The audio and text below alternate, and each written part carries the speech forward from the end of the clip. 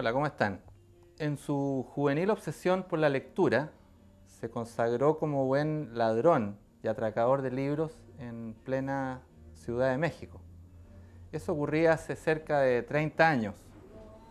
Hoy ha regresado después de un exilio de un cuarto de siglo, consagrado como un premiado y bien criticado narrador, que ha cautivado a un público creciente con ese universo de historias y personajes que aparecen y desaparecen. Es poeta, pero sus libros de poesía no los conocemos.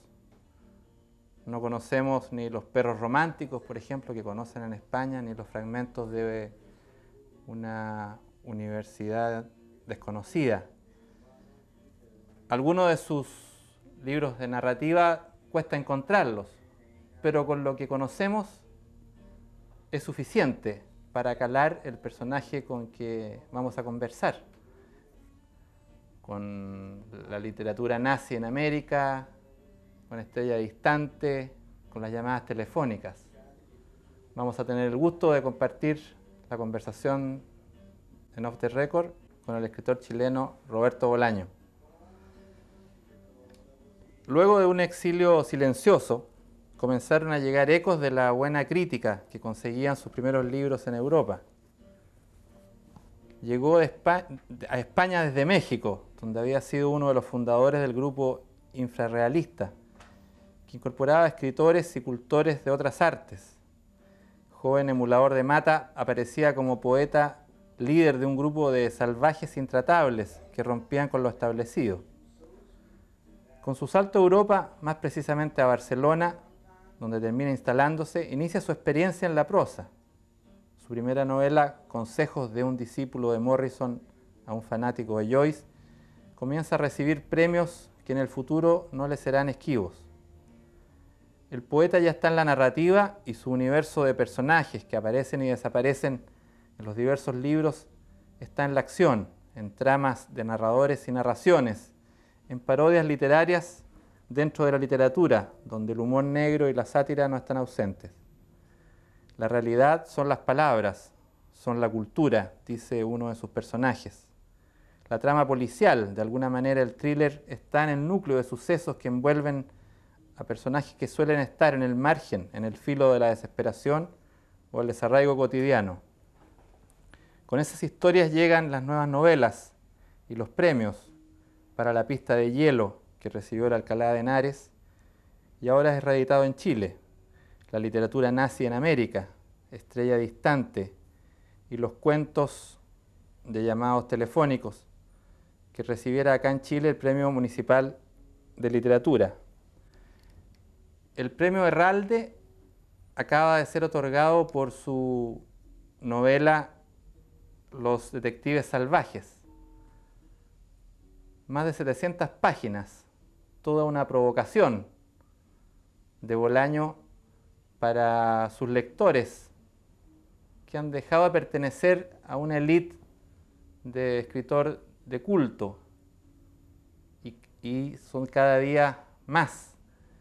Con ese aval, seguramente Bolaño puede abusar con esta historia de esta magnitud que promete tanto. En un minuto comenzamos a conocer de la historia de Roberto Bolaño. Espérenos.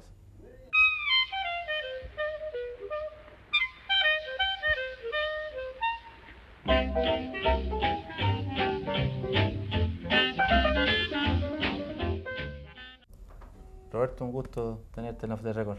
El gusto es mío. Roberto, en Llamadas Telefónicas, en este libro de cuentos, hay un relato, un cuento titulado El gusano, que refiere de pasada a la historia de un joven cimarrero que en lugar de ir a clases se va al centro de la ciudad, en México, que ve muchas películas y sobre todo va a librerías, a la librería de Cristal y a la del Sótano, Sí. donde busca y se nutre de sus autores preferidos. Eso refiere a esta historia del ladrón y atracador que yo decía en la presentación. Eso tiene que ver con tu primera estadía en México entre el 68 y el 72, ¿no? Sí. ¿Qué libros eran los que te gustaba llevarte de esa librería? Era, era omnívoro. Sabes que para robar libros, sobre todo cuando tienes 15 años, 16 años, tiene que juntarse el libro que quieres llevarte más la oportunidad de llevártelo, ¿no? Es decir, había libros que me hubiera encantado llevarme, pero que no tenía la oportunidad por el estante, la estantería donde estaba, etc. Yo creo que eso tiene la librería del sótano, la disposición espacial de los libros en la librería del sótano y en la librería de cristal tienen la culpa de muchas lagunas en mi educación. Entonces me llevaba los que podía. Recuerdo que uno de los que más me impresionó fue Pierre Louis, que lo leí bastante bien además. En primer lugar me lo llevé porque creía que era pornografía. Era un ejemplar muy antiguo de Pierre Louis con ilustraciones, creo que de Doré, muy bonito. Y me llevaba gente de ese tipo, franceses de finales de siglo, principios de este, en ediciones mexicanas, en ediciones a veces muy bonitas y que ahora me sorprende, ¿no? ¿Quiénes eran esos editores que sacaban esos libros? Porque realmente no me explico quién compraba esos libros. Ahora, tú llevas poesía, pero también llevas novela. Entiendo que una de las que te impactó fue La caída de Camuso, ¿no? Sí. Bueno, Pierre Louis lo que me llevaba de él era básicamente novela o crónica. Y Camus me impactó La caída muchísimo. Fue recuerdo vivamente la lectura de La caída en la Alameda de México por la mañana.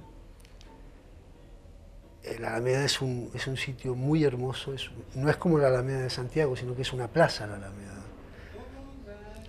Y me sentaba en un banco lleno de árboles, muy oculto, y me ponía a leerlo. Y era una sensación bastante bonita.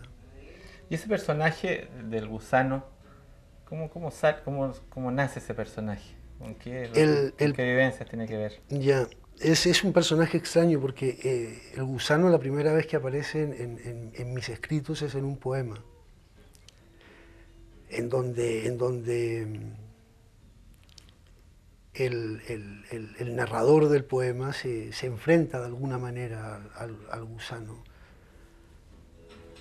El gusano es un hombre que parece un gusano, es muy blanco. Estos gusanos, estas lombrices blancas. Y va vestido de blanco. Y sobre todo es muy frío. De allí a deducir que el gusano puede estar metido en actividades delictivas, pues hay un solo paso. Y de este poema salta a otra historia que por ahora está inédita,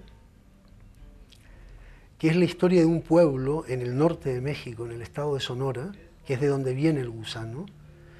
Es un pueblo en donde todos son asesinos. Vaya, es un pueblo productor, así como hay pueblos en donde producen muchos poetas, este pueblo produce unos asesinos excelentes, gente muy fría y muy decidida. Y el gusano es uno de estos hombres, de Villa Viciosa, que el nombre a mí me parece muy decidor. Y nada, de allí viene el gusano. De hecho, Villa Viciosa y el pueblo del gusano está en Los Detectives Salvajes. La tercera parte de Los Detectives Salvajes transcurre en el estado de Sonora y hay una visita a Villa Viciosa, de hecho es clave Villa Viciosa. Y bueno, ese es el universo del gusano blanco. Ahora, de ese tiempo, de esa primera estadía tan joven en México, ¿hay algún personaje de la literatura mexicana con el que tú te relaciones y que te influya de manera importante? De manera importante, hay un poeta que, que murió este año, a principios de año, un poco menor que yo, unos meses menor que yo, que se llamó Mario Santiago, que para mí es el mejor poeta que he conocido en mi vida, de una capacidad impresionante. Y luego pues conocí a Efraín Huerta en México, con el que tuve una buena amistad y me ayudó muchísimo Efraín Huerta. Básicamente esos dos, Mario Santiago y Efraín Huerta. Ahora tú vuelves por lo que en definitiva sería un corto tiempo a Chile. Vuelves 20 días.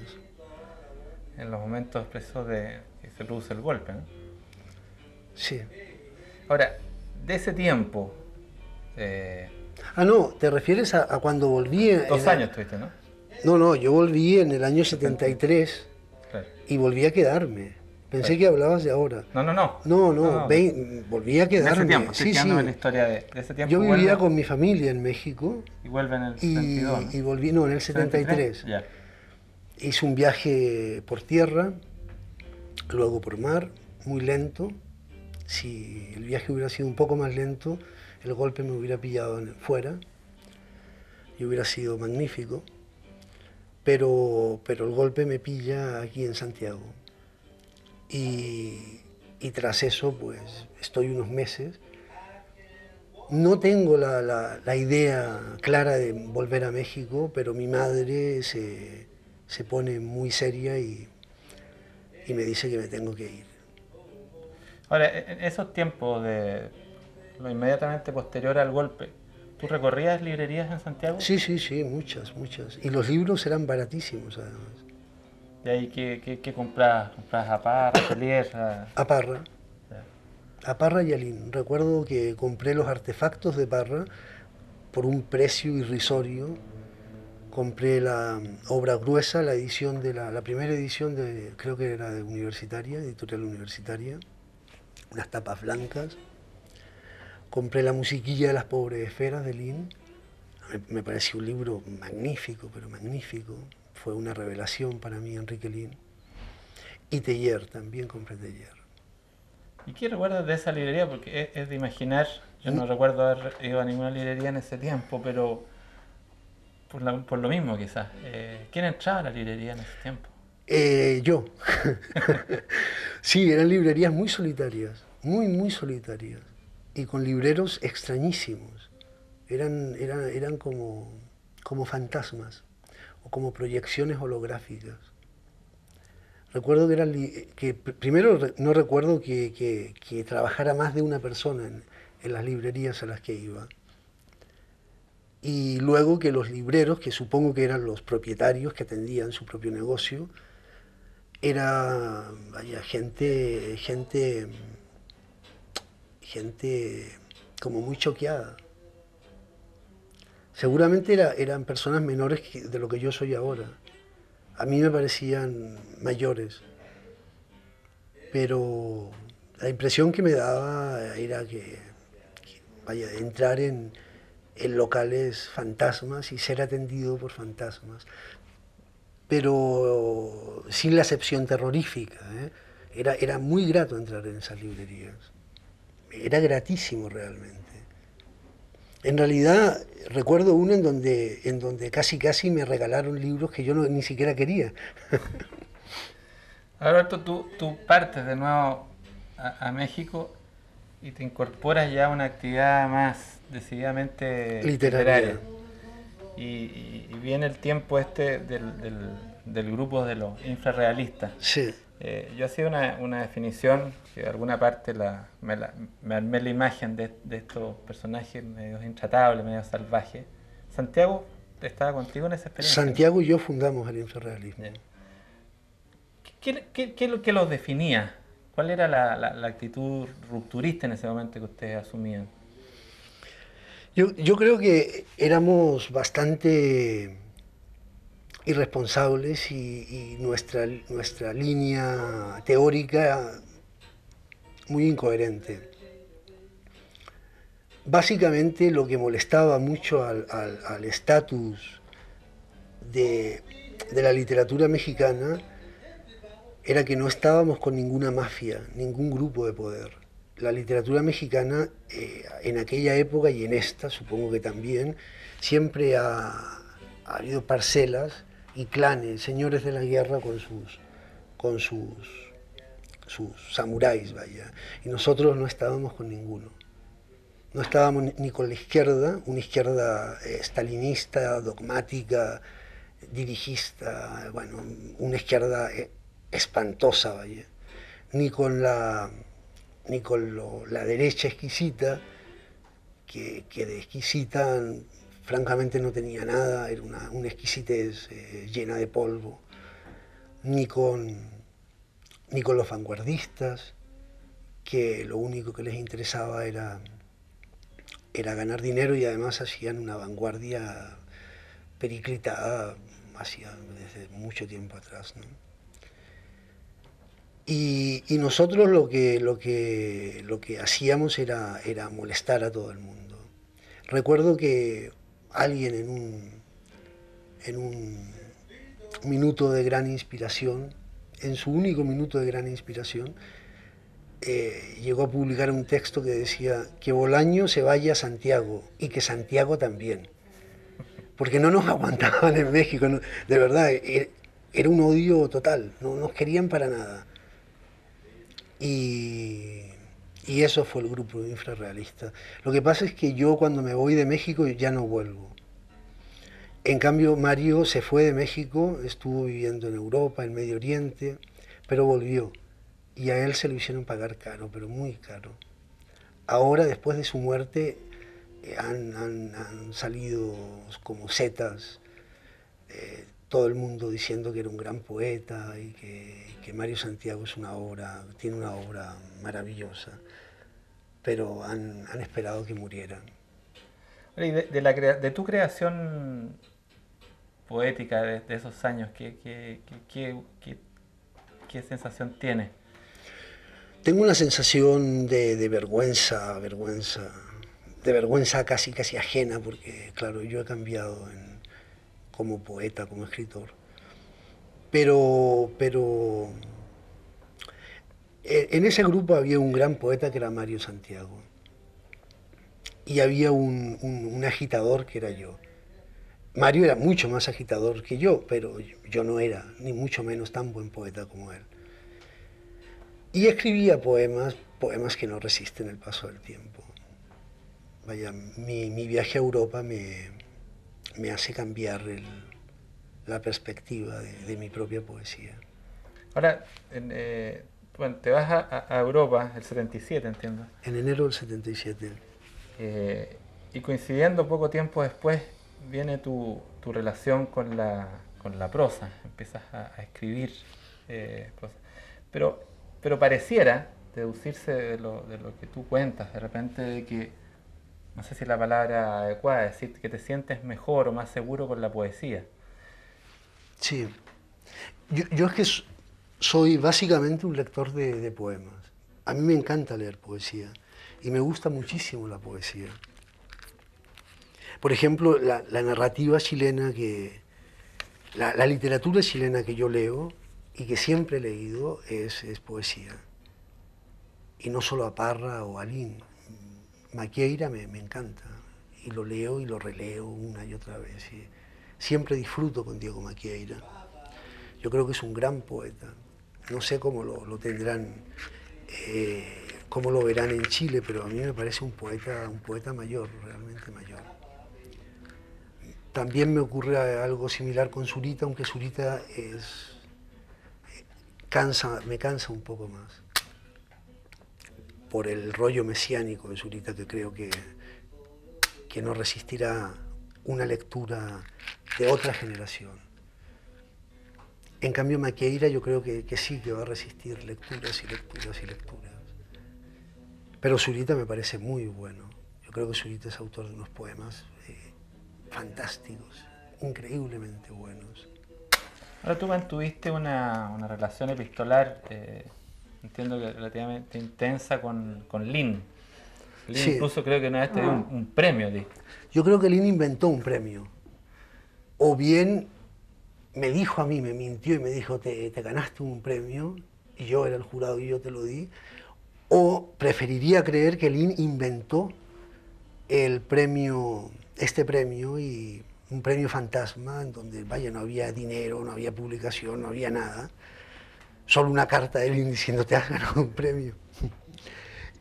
Y muy típico de Lin, además. Era Yo conocí a Lin cuando estaba muy, pero que muy mal, en Gerona. Vivía en Gerona, vivía en una casa, solo, una casa muy grande, en pleno campo. Vivía yo y mi perra. Y estábamos, tanto la perra como yo, a punto de convertirnos en dos eremitas, pero salvajes totales. Y la gente, yo creo que hasta tenía miedo de llegar a esa casa, porque no por la perra, sino por mí. Era terrible. Y yo pensaba que mi situación con la literatura de alguna manera se había acabado. No que fuera a dejar de escribir, sino que el flujo de la literatura, la lectura, el confrontar tu literatura con otra gente estaba finiquitado para siempre. Y de pronto empecé a tener una correspondencia con Enrique Lin muy buena, pero muy buena. Leyó poemas míos aquí en Chile, pero sobre todo me hizo caso y me habló. Y me sacó del pozo en donde estaba, pero con una facilidad enorme. Ahí en un cuento hay una aseveración que parece que algo así como dice que el poeta lo puede soportar todo, pero eso a la vez llega a la locura, a la ruina, a la muerte. Sí, sí, sí. Sí, yo creo que el poeta lo puede soportar todo. Ahora, ¿qué te sucede a ti con... El poeta, el verdadero poeta. Lo que pasa es que el panorama poético de 1000 poetas hay 2 poetas realmente. Porque escribir poesía resulta de una facilidad bestial, ¿no? Es decir, con el verso libre cualquiera emborrona, hace una página de prosa y la corta arbitrariamente y ya tiene un poema. Y eso no es un poema, evidentemente. La poesía es difícil y muy difícil. Y el ejercicio de la poesía, la comunión del poeta con esas cristalizaciones verbales, permiten precisamente que el poeta, después de eso, lo pueda soportar todo. ¿Sí? Pero el poeta de verdad. A propósito de poeta de verdad y de la reflexión que tú hacías sobre Santiago, eh, la impresión así tuya de lo que pasa, claro, tú no has estado en Chile, pero la impresión que tienes, la imagen que tienes del reconocimiento a personajes como Lin, por ejemplo, ¿qué imagen te queda? El reconocimiento En Chile. en Chile, Lin.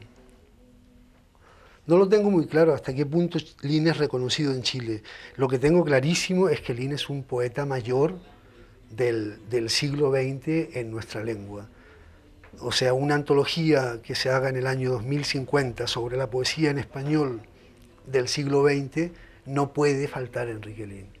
Y creo que eso lo tienen clarísimo tanto los estudiosos españoles como mexicanos, como colombianos, como venezolanos, como cubanos, en fin. Lin es un poeta no de Chile, es de nuestra lengua, del español. Y queda, pero de todas, todas. Es un gran poeta. No es el más grande poeta de nuestra lengua en el siglo XX, eso es evidente, pero es uno de los grandes. Vamos a seguir conversando con Roberto Bolaño y sobre su obra en un minuto. Espérenos.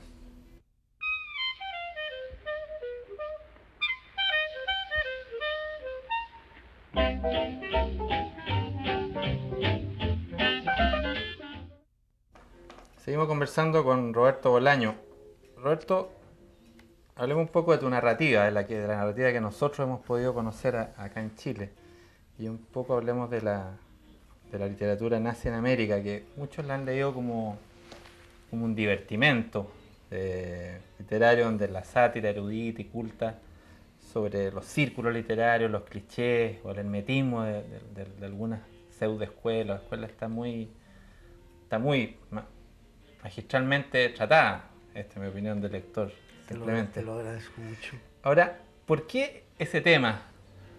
¿Cómo llegas tú a ese tema que yo imagino, más allá de la ficción, la imaginación, un tremendo trabajo además literario, construir todos estos personajes con todos los detalles que conlleva? Yo creo que te agradezco realmente mucho tu opinión, me llena de satisfacción, pero no es tanto, o no me lo pareció que hubiera un trabajo tan grande. En realidad es una novela sobre los escritores, y la mejor forma de dejarlos quietos para la foto a esos escritores era ponerlos en una situación extrema. Y la situación extrema pues era o escritores fascistas por el lado de la derecha, o escritores del realismo socialista por el lado de la izquierda. Por ejemplo, se podría hacer lo mismo con escritores en la época de Stalin, ¿no? Y tal vez hubiera sido divertidísimo. Lo que pasa es que yo quería que fueran americanos, porque quería retratar de alguna manera la miseria inherente al oficio que se vive en Latinoamérica y en España. Que el oficio es que el oficio de escritor es patético, sobre todo por quienes lo ejercitan, por quienes lo ejercitamos. Me meto yo también en el saco. Ahora, ese tema de la literatura como temática no está solamente, obviamente, en la literatura, sino que está en la literatura nazi en América, sino que está en tus otros libros y en los cuentos. Hay una reiteración de ese mundo, de las envidias, de las competencias, de los buenos y los malos, de las razones por qué un tipo escribe. Bueno, voy a acordar de un cuento de un escritor francés que se le dan todas las condiciones para ser un traidor a la resistencia, pero algo lo lleva, pese a su mala calidad, a estar ahí. En fin, todo ese tema es el gran tema de tu escritura. No creo que sea el gran tema, pero por ejemplo, el cuento al que te refieres, que está en Llamadas telefónicas, Henri Simon Le Prince, él es el contrario, la cara buena de la literatura nazi en América, porque es un escritor que tiene todas las condiciones, todo está encarrilado para que sea un miserable y un bufón pese a sí mismo, y sin embargo es un hombre que es bueno, ¿sí? que entra que ayuda a los demás, y creo que lo digo en alguna parte del cuento, es decir, los grandes escritores no pueden vivir si no hay pequeños escritores a su lado, ¿no? Sí, hay una reivindicación. Ese cuento está hecho de alguna manera como un cuento moral, ¿sí? Así como también yo creo que son básicamente, la novela, la literatura nazi es una novela moral sobre la moralidad, sobre la ética, sobre la práctica de la ética, o mejor dicho, sobre la práctica de la moral. Henri Simon Le Prince es eso, es un cuento ejemplar, en el sentido de novela ejemplar de Cervantes, ¿no? Que no es ejemplar, pero es decir, es poner un arquetipo y mostrarlo, ¿no? en todas sus manifestaciones. Porque claro, aquí entramos en algo terrible en la literatura. ¿Qué es un escritor menor? ¿Qué es un escritor mayor? ¿Sí? Dentro de 4 millones de años, 4 millones, sí, 4 millones de años o 10 millones de años, va a desaparecer el escritor más miserable del momento en Santiago de Chile. Pero es que también va a desaparecer Shakespeare y va a desaparecer Cervantes. Todos estamos condenados al olvido, a la desaparición, no solo física, sino a la desaparición total, ¿sí? No hay inmortalidad. Y esto es una paradoja que los escritores conocen muy de cerca y sufren muy de cerca, porque hay escritores que se lo juegan todo todo, por el reconocimiento, por la inmortalidad, palabras rimbombantes donde las haya, y palabras inexistentes, no existe la inmortalidad. ¿Sí? Es decir, en el gran futuro, en la eternidad, Shakespeare y Menganito son lo mismo, son nada. Ahora, en esta, tú hablabas hace un momento de esa relación a que llegaste, vivías con tu perra en España en un momento. Después empiezas a hacer novelas, pero esa relación de aislamiento, tengo la impresión de que tú nunca has sido, quizás no has vuelto a tener una experiencia como aquella de México, de un grupo, pertenecer a un círculo donde haya una mística que una alguna actividad. Huyo de los grupos, yo no soy nada grupal, nunca he pertenecido a un partido porque seguramente me hubieran echado al cabo de una semana. El pensamiento de grupo me aterroriza, yo creo en el individuo básicamente.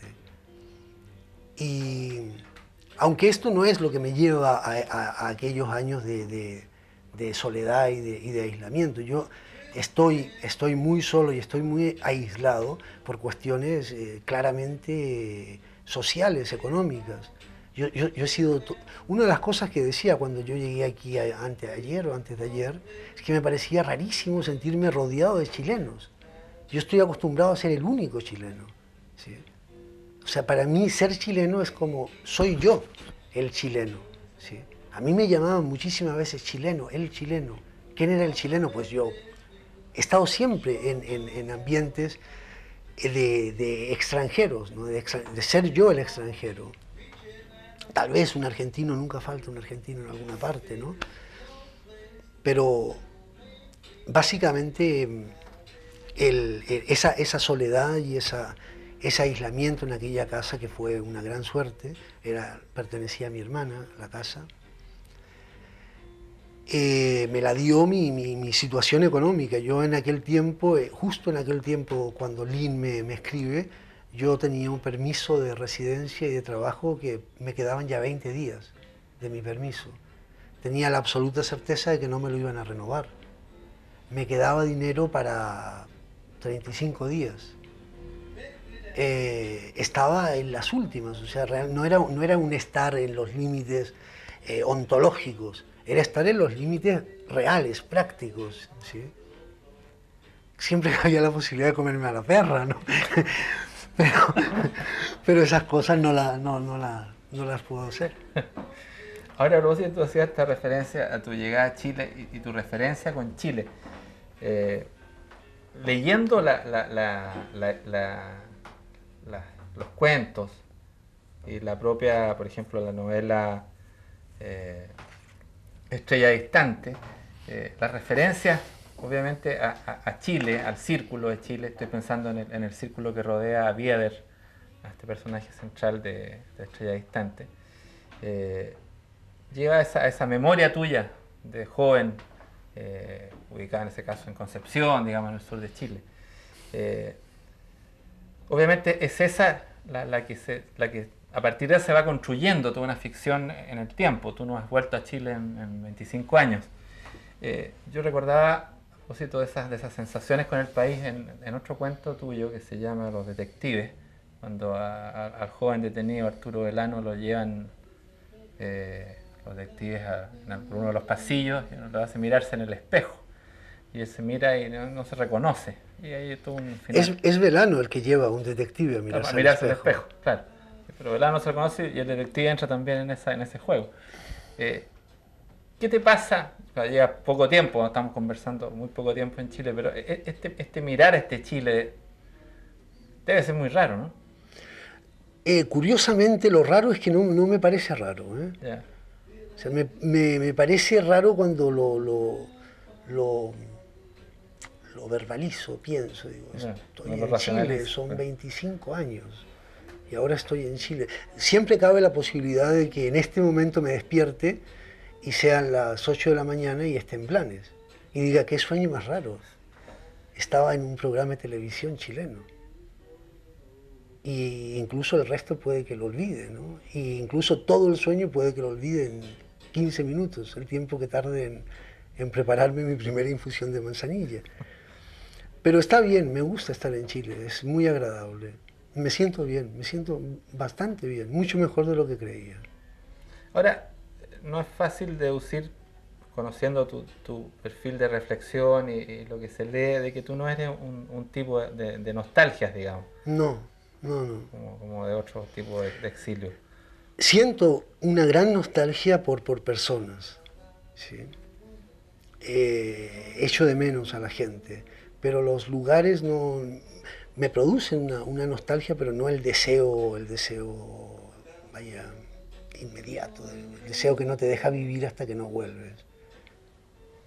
Ahora, Roberto, un rasgo que se identifica mucho en tu narrativa es esto de los personajes que se van manteniendo en las historias, que van construyendo como un universo de Bolaño, donde sin haber leído, ahora por alguna referencia que tú haces y que he visto por ahí, obviamente en este Los Detectives Salvajes vuelven a aparecer Sí, varios de estos personajes. claro, el personaje de los detectives salvajes es Arturo Velano y Ulises Lima. Son los dos personajes principales. Y aparecen incluso, por ejemplo, Romero, el policía que Sí. va detrás de Bieder, aparece con todo un discurso sobre la casualidad y la causalidad en relación a la prevención criminal. ¿Sí? Y aparece, bueno, la ciudad del gusano aparece, etcétera. Claro, y podríamos dar varios ejemplos. Ahora, ¿cuál es tu relación personal más íntima? Pensando ya en el personaje Velano, que de alguna manera uno lleva a pensar en Bolaño, obviamente. ¿Ah? Y en las cosas que seguramente a Bolaño le habría gustado o no le habría gustado vivir, situándose de donde identificamos al comienzo a Bolaño, en el joven soñador con una revolución que no pasó, con una historia que fue muy distinta. ¿Cuál es ese juego con ese personaje y contigo en esa narrativa?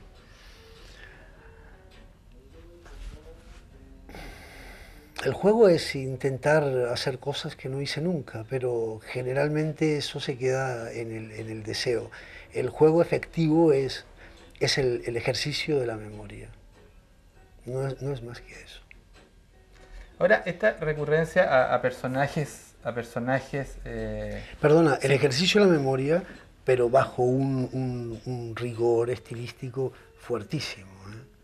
Yo no creo para nada en la literatura como dietario, la literatura como diario de vida, como crónica personal.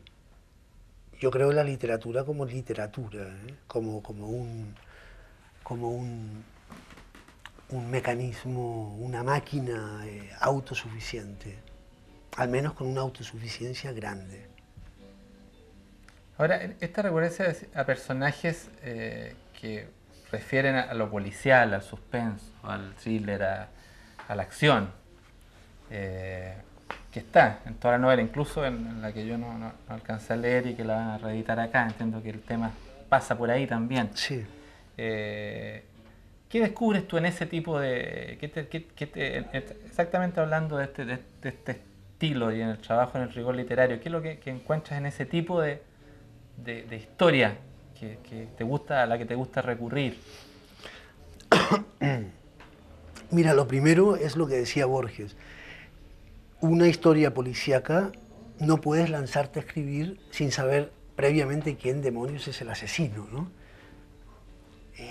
Te obliga a hacer todo un proyecto, todo un trabajo previo, a tener las cosas mucho más claras, a planificar y adaptar a esa planificación el chorro narrativo, ¿no?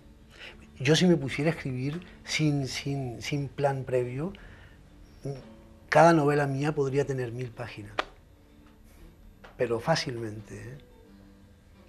Ahora, ¿qué te sucede? Hay un cuento, en llamadas telefónicas, un cuento que encuentro bien entrañable que se llama Sensini, ¿no?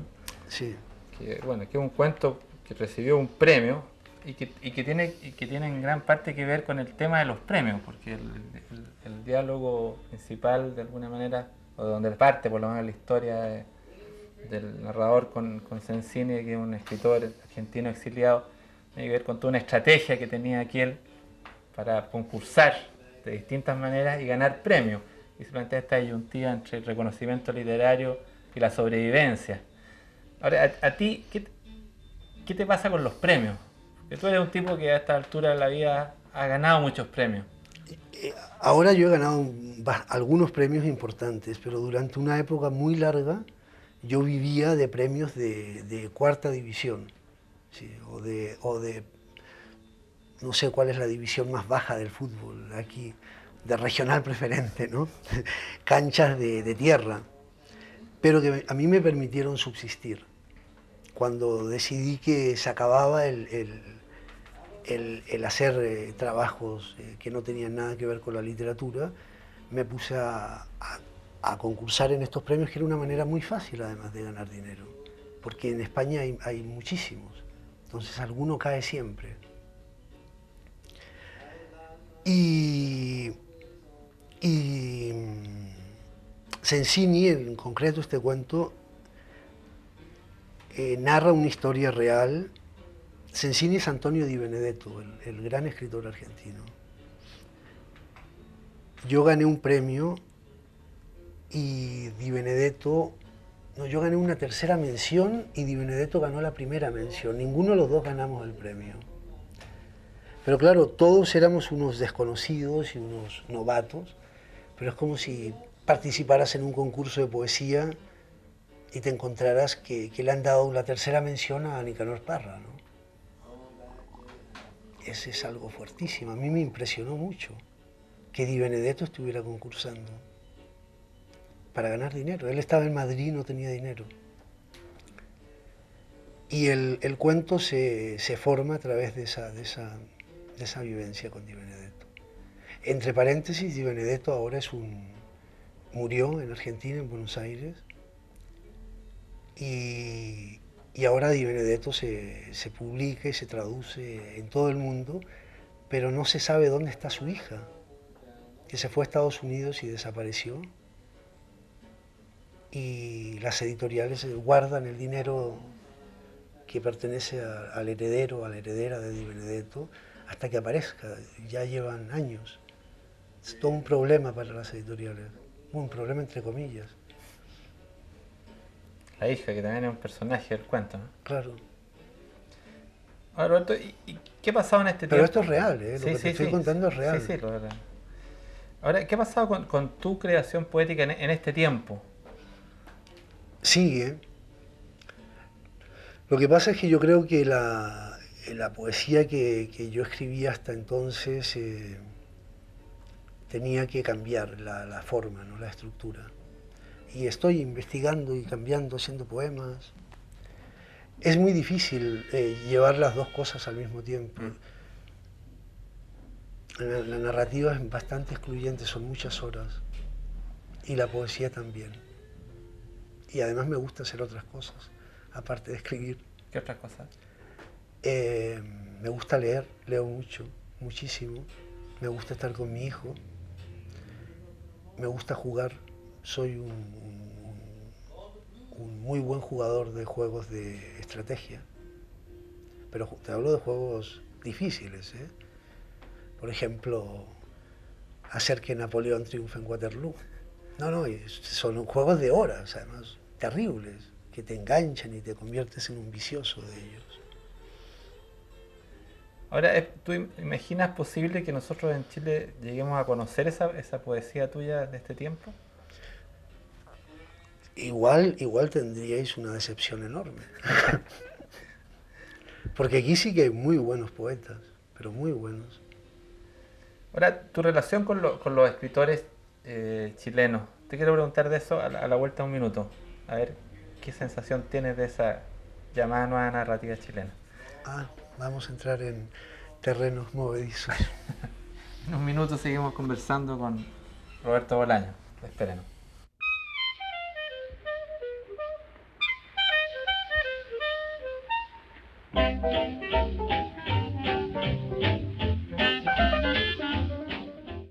Roberto, hemos quedado en eso. ¿Cuál es tu tienes algún contacto con lo que se escribe acá en Chile, con esta llamada nueva Contacto narrativa? personal con algún nuevo narrador. ¿Personal o básica, o la sensación que tienes con lo que se está haciendo en este tiempo de acá en Chile? ¿Tú estás al tanto de los libros, te llegan? ¿Qué es como? Últimamente me han mandado algunos libros. Antes no tenía ni idea de la llamada nueva narrativa chilena.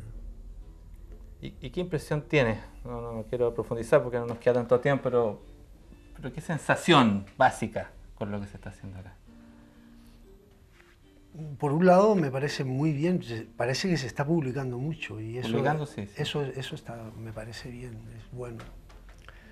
Por otro lado, lo de nueva narrativa no creo que sea más que un chiste. ¿Sí? No, de nueva no tiene absolutamente nada. En ocasiones ni siquiera de narrativa. ¿Sí? En ocasiones es muy mala, pero muy mala, muy mala. Luego hay algunos que están bastante bien. ¿Quieres mencionar alguno que te haya llamado la atención? ¿Para bien o para mal? Asumiendo que aquí hay un fenómeno, esto de la nueva narrativa lo hemos discutido, conversado otras veces, es cuestionado de muchas maneras. También hay un fenómeno de mercado, de marketing, de posicionamiento de determinados autores. Pero en un flash así de sensación tuya con eso. ¿Hay alguno que te llame la atención positivamente como narrador? Hay varios que me llaman la atención positivamente como narradores, pero lo que me llama la atención de ellos no son sus obras, el libro entero, sino páginas de los libros. ¿Sí? Yo creo que he leído últimamente algunas novelas chilenas que podían haber estado muy bien, pero que se hunden en la página 50, luego resurgen en la página 150. El pulso narrativo, la tensión narrativa no es sostenida. Y la estructura, no digamos, la estructura es de lo más vulgar. Realmente son estructuras archimanidas. ¿Sí? Vaya, incluso el argumento, la historia en sí, son historias que ya las leí a los 18 años. Son historias viejísimas. El escritor siempre está hablando de lo mismo, pero no de la misma manera, ¿no? Está claro. Roberto, acá a tu regreso se presenta la reedición de La pista de hielo por Planeta, pero tu nueva novela, está la premiada por el premio Herralde, Los detectives salvajes. Yo decía una novela que alguna vez es un abuso al que apuesta Bolaño para escribir 700 páginas. ¿Por qué llegaste a 700 páginas? Es un abuso, y un abuso además, un abuso por partida doble. Yo creo que es una novela bastante arriesgada. No, ya no me meto en criterios literarios, que ya se verá, ¿no? Igual es una novela malísima. Pero es arriesgada en el sentido en que yo hasta ahora, la crítica en España me ha tratado pero muy bien. ¿Sí? Y uno de los motores que me lleva a escribir Los detectives salvajes es romper la unanimidad, es hacer algo que necesariamente... Es decir, yo estoy seguro que voy a crearme infinidad de enemigos en España. Bueno, infinidad de enemigos siempre uno tiene, pero que están callados, ¿no? Ahora es imposible que se estén callados. La respuesta va a ser fuerte. Y supongo que tendré unas cumplidas respuestas. Espero que ninguna llegue a los combos, como decíamos en el Liceo de Los Ángeles, porque yo ya no estoy para combos, realmente estoy con el hígado muy mal. Y si me pegan en el hígado me han noqueado. Yo prefiero que me peguen en la cara, como Robert De Niro en Toros Salvajes. Pero va a ser muy fuerte en ese sentido, en el sentido de la provocación. Luego la materia narrada la poca gente que la ha leído encuentra que es muy legible, que fue uno de las cosas que me planteé, escribir una novela de 600 páginas, de 700 páginas, pero que se pudiera leer de un tirón. O sea, que fuera archilegible. Y creo que probablemente no lo he conseguido, pero que he estado a punto de conseguirlo. Bueno, buena lectura para este verano, porque entiendo que muy luego estás acá en Chile. En 40 días a más tardar. ¿Y tú estás escribiendo un nuevo libro que se llama Amuleto? No, ese lo terminé. ¿Lo terminaste ya? Y se publica en la primavera del 99. Y gruesamente, ¿con qué tiene que ver ese libro? Amuleto es como estrella distante en relación a la literatura nazi. Estrella distante surge del último capítulo de la literatura nazi y Amuleto surge de un capítulo de Los Detectives Salvajes. Un capítulo que tiene 12 páginas en Los Detectives Salvajes y Amuleto se extiende en 130, 140 páginas.